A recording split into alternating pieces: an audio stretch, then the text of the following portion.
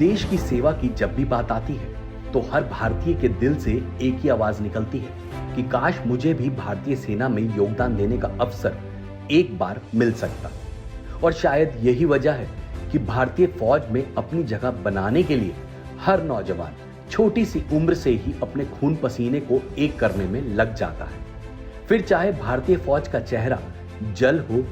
थल हो या वायु, तैयारी करने वाला हर शख्स यही सपना लिए एक एक दिन गिनता है कि कब वो घड़ी आएगी जब उसको सेना में भर्ती होने का मौका मिलेगा और वह अपने माँ बाप का सर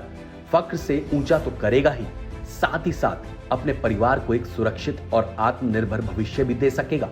लेकिन इस सपने को देखने वाले नौजवानों के समक्ष भारत सरकार ने हाल ही में अग्निपथ स्कीम नाम से एक ऐसा ऐलान किया जिसने न सिर्फ देश के नौजवानों के जज्बे को हिलाकर रख दिया बल्कि हर माता पिता को भी सोचने पर मजबूर कर दिया कि वे अपने बच्चों को देश की सेवा करने के लिए भारतीय सेना में भर्ती होने की अनुमति देकर कोई गलती तो नहीं कर रहे।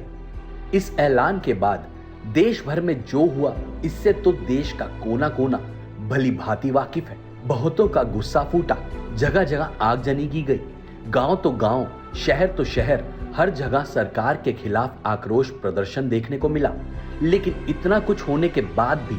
भारत सरकार टस से मस ना हुई और अपने फैसले पर अड़ी रही। ऐसे में जब सरकार ने किसी की एक ना सुनी तो देश की युवा पीढ़ी ने सरकार की इस स्कीम को बिना संसद की मंजूरी के गैर कानूनी और असंवैधानिक बताते हुए देश की सबसे बड़ी अदालत यानी सुप्रीम कोर्ट का दरवाजा खटखटाया। अग्निपथ योजना के खिलाफ दायर की गई याचिका को हाल ही में सुप्रीम कोर्ट की बेंच के सामने पेश किया गया,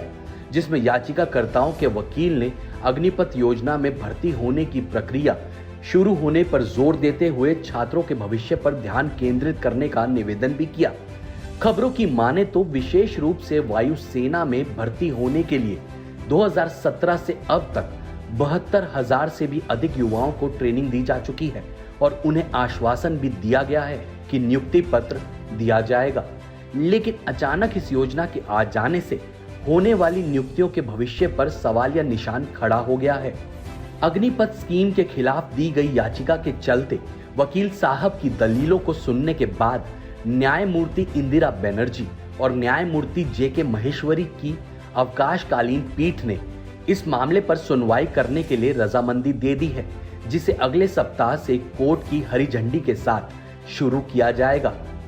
वैसे तो अग्निपथ योजना के ऐलान के बाद सरकार और भारतीय सेनाओं के आला अधिकारियों ने अपने अपने तरीके से देश के नौजवानों को इस स्कीम से मिलने वाले फायदों के बारे में समझाने का प्रयास किया है। लेकिन युवाओं ने जिस तरह से बिहार, यूपी, हरियाणा जैसे कई राज्यों में अग्निपथ स्कीम के खिलाफ आक्रोश प्रदर्शन किया, उससे तो साफ जाहिर होता है कि देश का युवा इस स्कीम को किसी भी सूरत में अपनी रजामंदी देना नहीं चाहता। ऐसे में ये देखना दिलचस्प होगा कि अग्निपथ जैसे गंभीर मुद्दे में सुप्रीम कोर्ट का फैसला किस पक्ष को चैन की सांस लेने देगा और किसे नहीं।